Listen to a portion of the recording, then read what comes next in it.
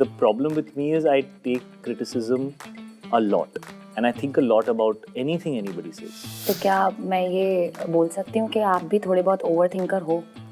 Yes, 100%. तो फिर उससे कैसे कंट्रोल करते हो? 11-12 टेक्स के बाद इम्तियाज ने आके मुझे बोला था शायद अच्छा कर रहे हो अब can we please move on यार मेरे को फीलिंग नहीं आ रही नहीं तू आ गई मुझे फीलिंग मॉनिटर पे यार so I remember that one see as you grow older you are not getting younger you know आप और बड़े ही हो रहे हो और यंग लोग आ रहे हैं टैलेंटेड लोग आ रहे हैं यू नो आपको फील करा रहे हैं कि बेटा यू नो जो सक्सेसफुल होता है ना पूरी इंडस्ट्री उसको अलग नजरों से देखने लगती है उसकी सारी गलतियां खत्म हो जाती हैं हमारा एक्टर कैसा हो शाहिद जैसा हो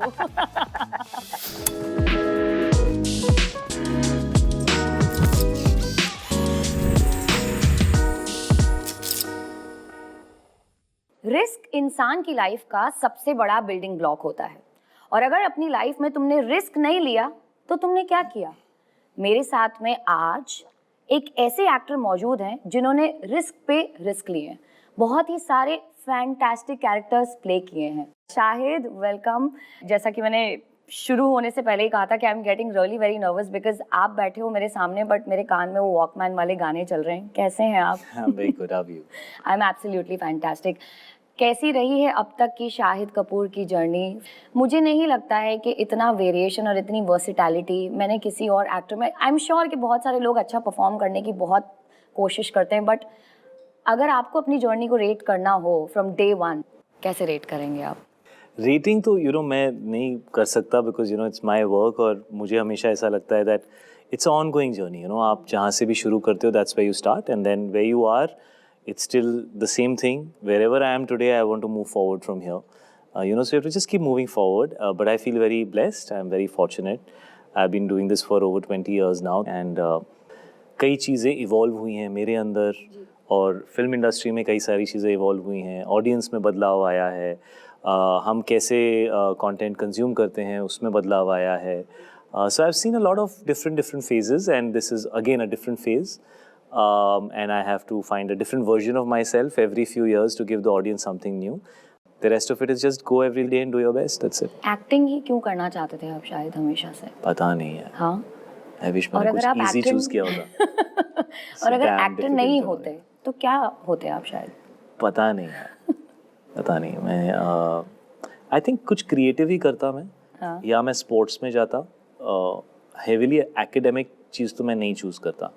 Because I like to do things that give me a sense of freedom and you know so maybe it would have been creative, I don't know, maybe I would have been lost trying to understand कि यार मैं क्यों पैदा हुआ था, what am I good at, I don't know.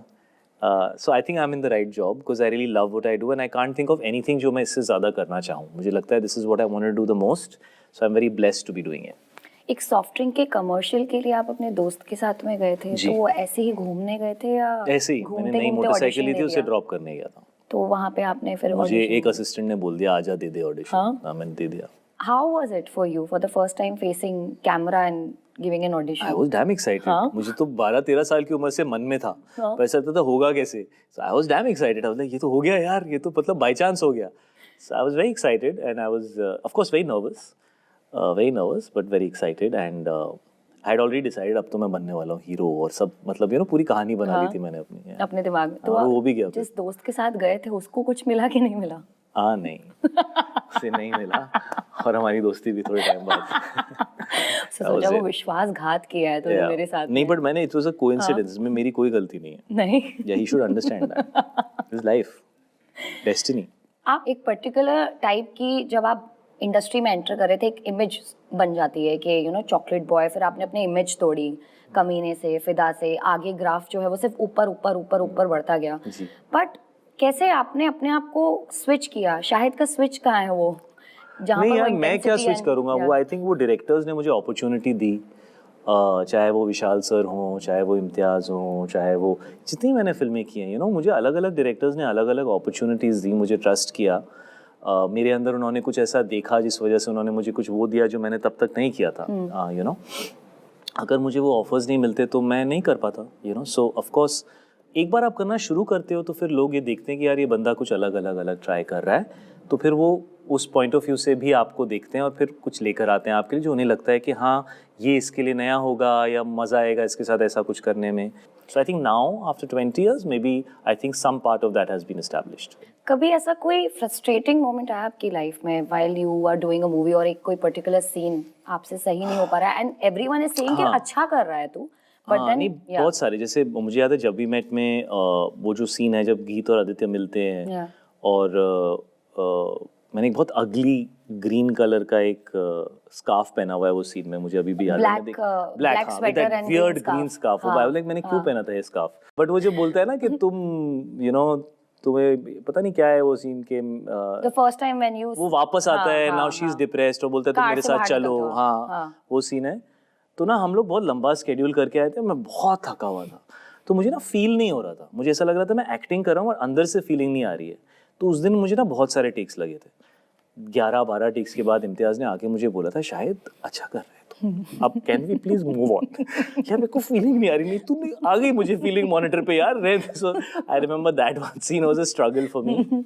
I remember when we were doing Kabir Singh, वो जो scene है जब वो जाता है ना प्रीति के साथ कॉलेज में और मारता है वो लड़की को, सेम स्टेडी कैम का सिंगल शॉट का पूरा सीन था और कुछ टेक्निकल इशू हो रहा है, 6 टेक हो गए, 8 टेक हो गए और मेरी आवाज़ फट गई क्योंकि यू नो वो चिल्लाना था ना वैसे. तो किधर है तू एंड व्हाटएवर.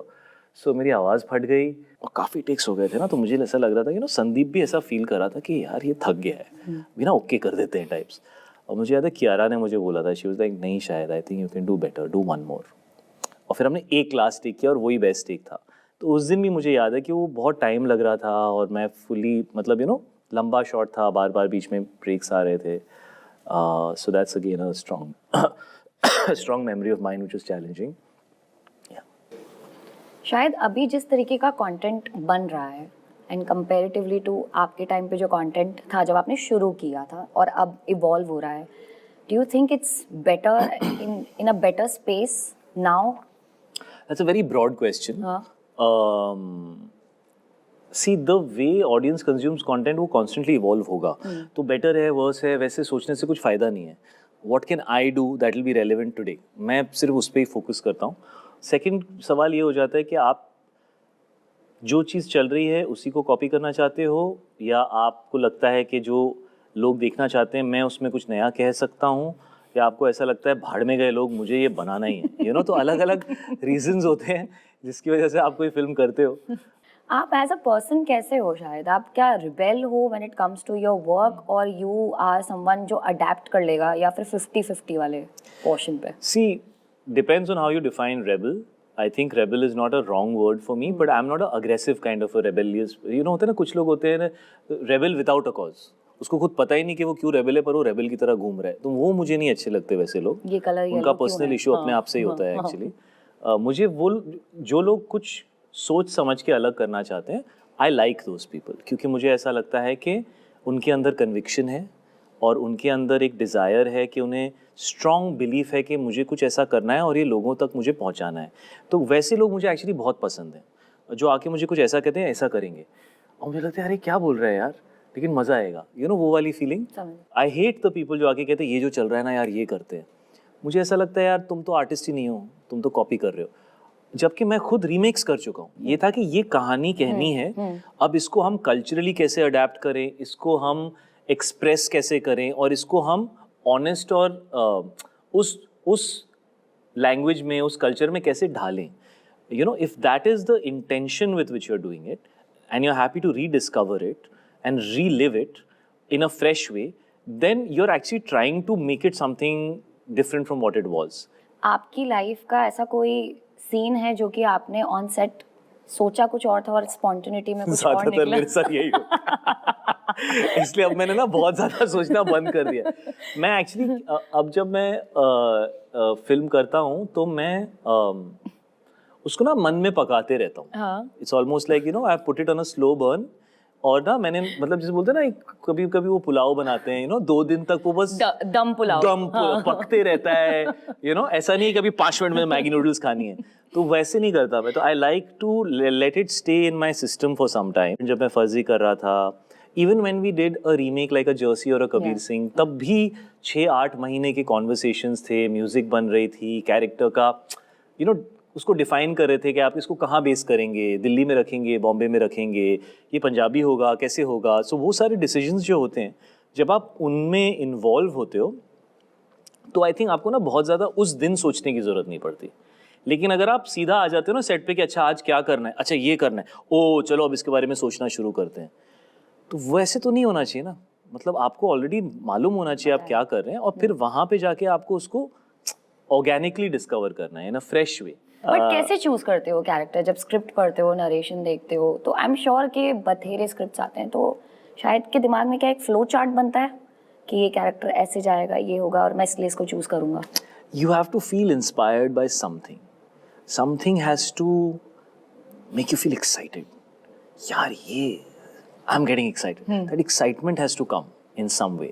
Because आप 1 साल फिल्म करोगे, it should be enough to last the whole year.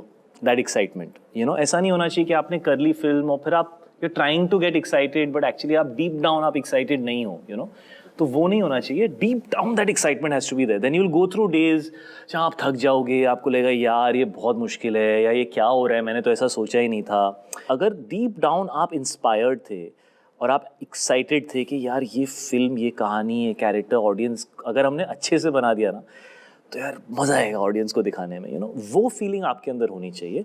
तो वो किसी भी वजह से आ सकती है, वो ऑडियंस को एक एक्सपीरियंस देना जो शायद उन्हें सरप्राइज कर सके, मुझे बड़ा अच्छा लगता है कि if I can surprise them. So but it's more difficult as you do more work, वो आपको अच्छी तरह समझने लगते हैं। So it becomes like a cat and mouse game, like अभी मैं इसको कैसे सरप्राइज करूँ, बिकॉज ही तो knows everything about me now.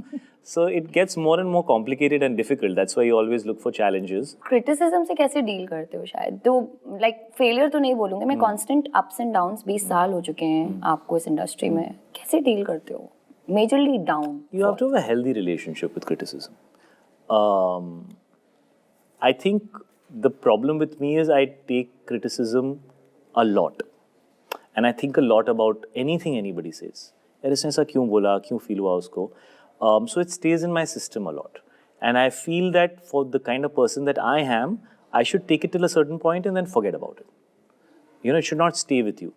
Because आप जब भी काम करते हो, you have to come from a place of confidence and conviction. तो जब आप बहुत ज़्यादा डिफरेंट पॉइंट ऑफ व्यूज़ को सुनते हो, तो it can shake your confidence, because हर इंसान का पॉइंट ऑफ व्यू उनके पॉइंट ऑफ व्यू से तो सही है, बट आपको तो वही करना है जो आप जिसके बारे में फुल्ली कन्विंस्ड हो, तो सबकी बात सुनना ज़रूरी होता है, लेकिन आप जो रियली रियली रियली अंदर से फील कर रहे हो ना, करना इवेंचुअली वही चाहिए।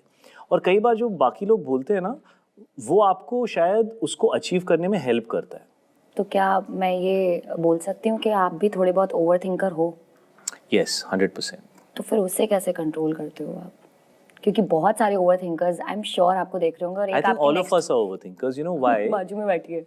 Yeah, because thinking comes from what is basically a thought usually comes, something has to stimulate a thought. So either a previous thought will stimulate the next thought, or something outside आपके आसपास जो हो रहा है, that will stimulate a thought. So if you reduce the amount of information inside and outside, then that non-stop thought process starts calming down.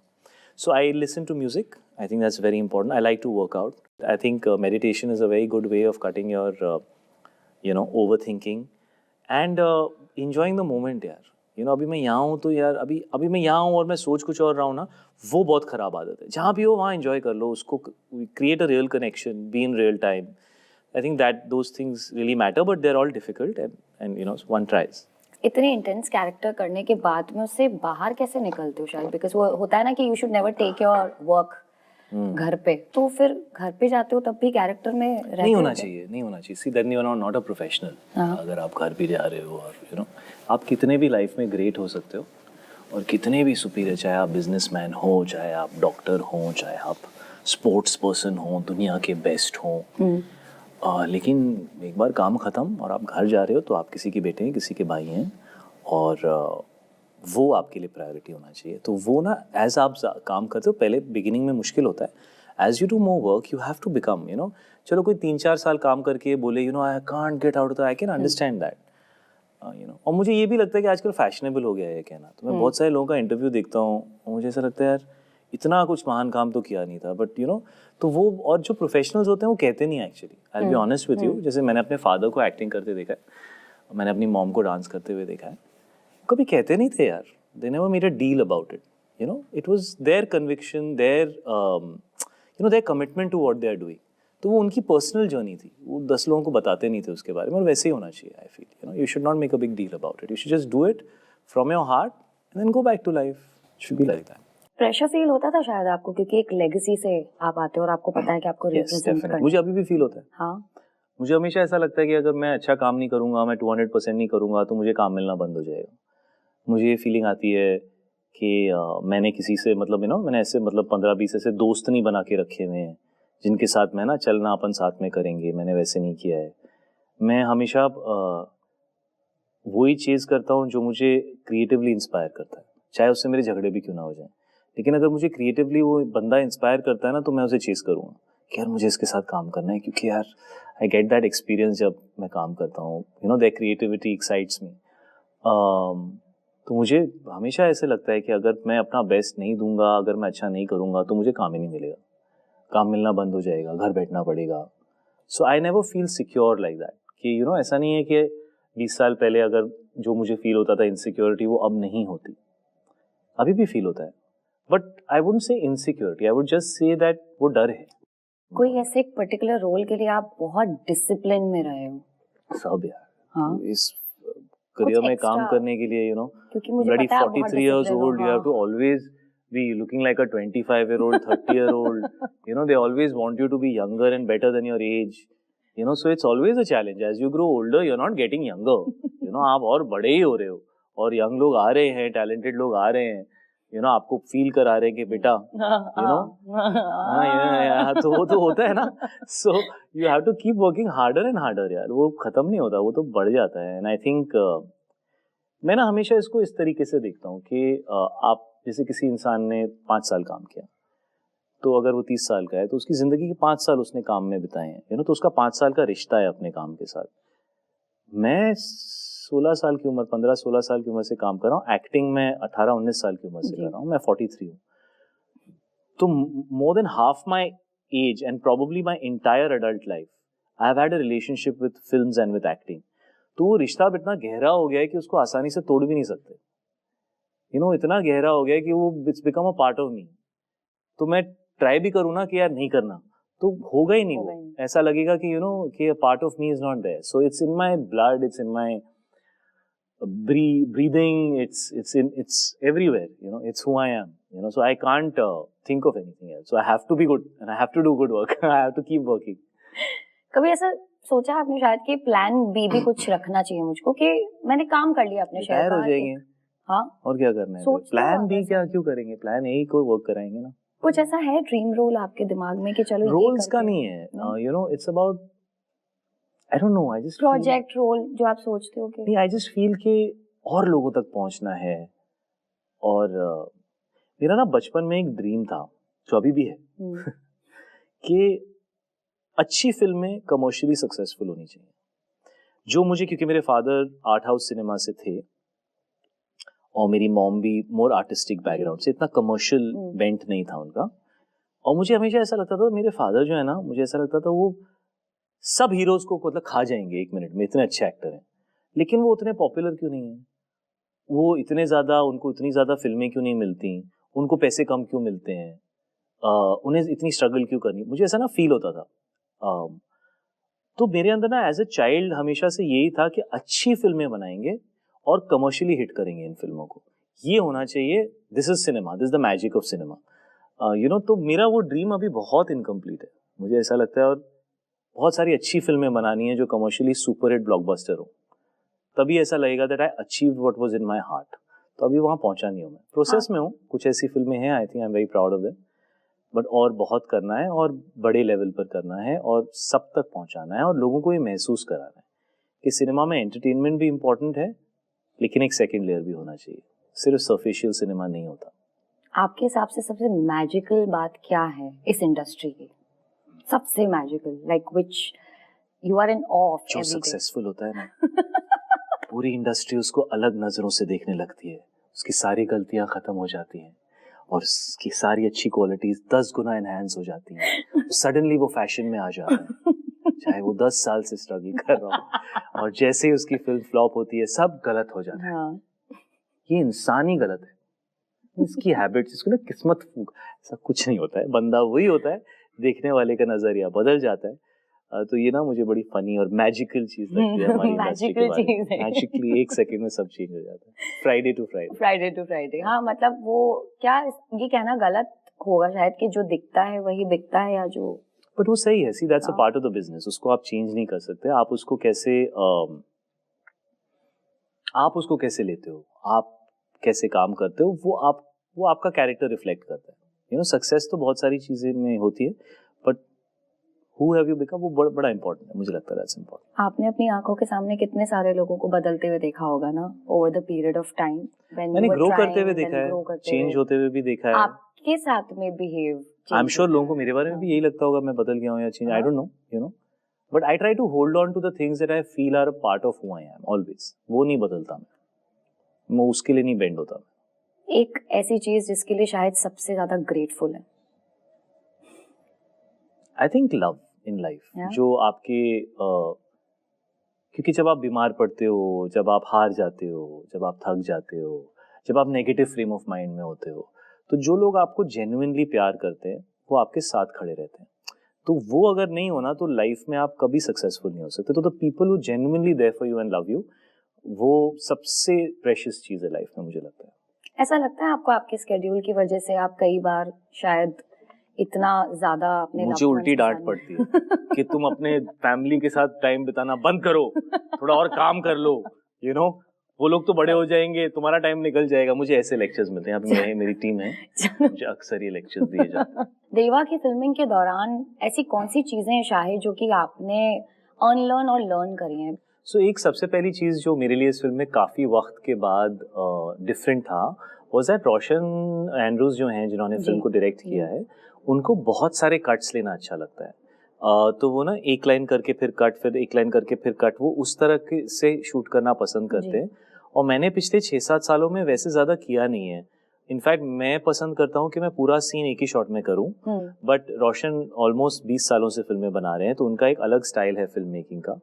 And not just that, I think ये genre जो है, ये genre एक certain type of genre है जहाँ पे the way you cut and the way you edit and the way you put your shots, it makes a lot of difference to the treatment of the sequences. So for me that was a very new thing जो रोशन और मेरी conversation हुई थी film शुरू होने से पहले। जब मैंने बोला था यार मेरे को तो ऐसे अच्छा लगता है, इसे यार मैं तो बड़े सारे कट्स लेता हूँ, तो थोड़ी देर हम तो एक दूसरे को देख रहे थे ऐसे कि ओ नो अब क्या करेंगे। And then eventually I was like, you know, I am the actor और आप फिल्म मेकर हो, तो it's my job to adjust to you. ऐसा कोई पर्टिकुलर इंसिडेंट याद है आपको इस मूवी से जो कि अनफॉरगेटेबल है और फनी भी है, जो सेट पर हुआ है? Unforgettable and funny. So see, Deva as a character is a bit of a trip. Okay, sometimes he's on a trip, and I think लोगों को वो आजकल बहुत अच्छा लगता है, और मुझे भी करने में बहुत मजा आता है. So I think ये गाना जब हमने किया था मुझे बहुत मजा आया था, भसड़ मचा, और बॉस्को के साथ 7-8 साल बाद मैं डांस कर रहा था. So it was a great memory, you know, the way we enjoyed the song, the vibe of all the dancers. Actually ना ये सारे dancers जो है ना, ये मुझे 20 साल से जानते हैं, तो उनके साथ एक अलग टाइप का रिश्ता है। मैंने भी एज ए डांसर शुरू किया था, तो ना हम दिल से डांसर्स हैं। मैं सेट पे एक्टर हूँ और वो डांसर, ऐसा नहीं है। मुझे जेन्युइनली ना डांसर्स के साथ come on guys just do it, वो स्टेज के पीछे या शॉट से पहले, you know, I feel like I am a part of them. मुझे कभी ऐसा नहीं लगता कि मैं हीरो हूँ, तुम नहीं, कभी नहीं लगता मुझे, बिकॉज मैंने एज ए डांसर ही शुरू किया था। तो जब वो एनर्जी सेट पे मिलती है ना, और दिल से जब सब परफॉर्म करते हैं, तो I think that translates, and I had a lot of fun on that. और एक ट्रेन सीक्वेंस है फिल्म में, जिसमें हमारे पास ट्रेन पे शूट करने की परमिशन नहीं थी, तो जब भी रियल ट्रेन आती थी ना, वो बोलते थे भाग शायद, भाग भाग रियल ट्रेन आ रही है, and we have to like time it according to that. So that's another strong memory I have कि ट्रेन की परमिशन नहीं है, लेकिन ट्रेन चाहिए शॉट में, you know. The one message you want to give to all the viewers who are watching you on set, off script?